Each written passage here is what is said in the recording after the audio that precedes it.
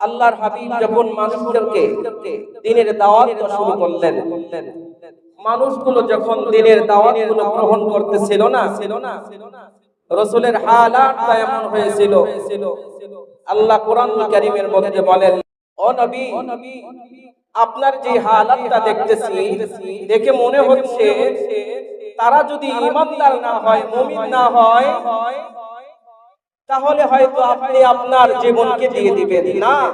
এত নৈরাশ হওয়ার কারণ নেই, কারণ আমি আল্লাহ তাআলা হেদায়েতের চাবিকাঠি আমার হাতে রেখেছি, আপনার হাতে দেয় না। সুতরাং এ কথা বলার কোনো যুক্তি সামনে আসে না যে হুজুরের বয়ানে মানুষ হেদায়েত হয় না। হেদায়েতের মালিককে একটু আওয়াজ দিয়ে বলেন তো দেখি, আল্লাহ।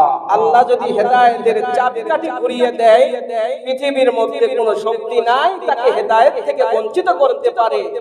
আর যদি আল্লাহ কাউকে হেদায়েত থেকে বঞ্চিত করে দেয়, পৃথিবীর মধ্যে এমন কোনো শক্তি নাই হেদায়েত তাকে দিতে পারে।